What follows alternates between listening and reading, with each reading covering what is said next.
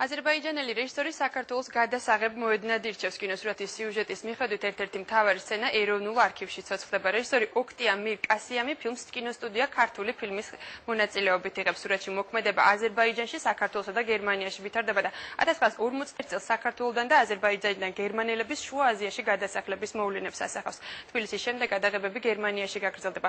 როგორ მიმდინარეობს სურათზე მუშაობა და როდის გამოვა ფილმი დიდ ეკრანზე? ნახეთ ჩვენი რეპორტაჟი გადასაღები მოედნიდან. Вот здесь надо, вот здесь. За этой штукой. სიუჟეტის ფირზე აღბეჭდამდე რეჟისორის სცენებს მსახიობებთან ერთად დეტალურად დგამს. მთავარი შესწორებებიც გადასაღებ მოედანზე ეტაპობრივად კეთდება. მხატვრული სურათის რეჟისორი ოქტაი მირ-კასიმია გადამღებ ჯგუფთან ერთად აზერბაიჯანის შემდეგ თბილისში ინაცვლებს. ფილმი 1941 წელს საქართველოდან და აზერბაიჯანიდან გერმანელების შუა აზიაში გადასახლების მოვლენებზე მოგვითხრობს. История вообще-то ფილმს საკმაოდ საინტერესო სიუჟეტი აქვს. სურათის მთავარი გმირი 90 წლის გიუნტერი წარმოშობით გერმანელია, თუმცა ის აზერბაიჯანში დაიბადა, შემდეგ კი საქართველოში ცხოვრობდა. არეულ პერიოდს მისი მეგობრების მხრიდან ღალატიც დაემატა და გადაასახლეს. იძულებითი ემიგრაცია და დანგრეული ცხოვრება, შეიძლება ითქვას, რომ ესაა ფილმის მთავარი თემა. გიუნტერის შვილიშვილი საქართველოში და აზერბაიჯანში ბაბუის თხოვნით მოღალატის ძებნას იწყებს. ემიგრანტების შესახებ მასალების შეგროვებას ის არქივში დაცული დოკუმენტების შესწავლით გადაწყვეტს. საჭირო მასალის მოძიებაში კი არქივის თანამშრომლები ახმარებიან.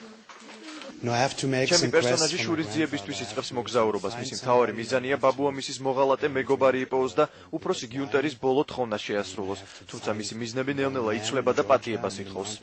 მთავარი აზრი ამ ფილმში არის მეგობრობა, სიყვარული, ხალატიც და ადამიანური ურთიერთობები. ანუ გერმანიიდან ის მოხუცი გიუნტერი აგზავნის შვილიშვილს შური იძიოს.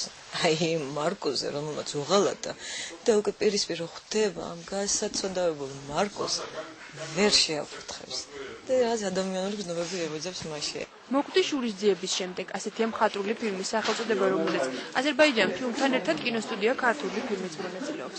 საქართველოს ეროვნული არქივის შემდეგ გადაღებები გერმანიაში დაიწყო. 50-იანი წლების დასაწყისში ვითარდება ფილმის ერთ-ერთი ეპიზოდი და კიდევ უფრო ადრინდელი პერიოდის დოკუმენტებს ეძებს ფილმის მთავარი პერსონაჟი, რომელიც უკვე დღევანდელ დღეს მოდის არქივში და ამ წარსულის დოკუმენტებზე მუშაობს. მხატვრული ფილმის გადაღებები ორ თვეში დასრულდება და ახლობით ერთ წელში კი ახალი ქართულ გერმანულ აზერბაიჯანული სრულმეტრაჟიანი სურათი უკვე დიდ ეკრანებზე გამოჩნდება.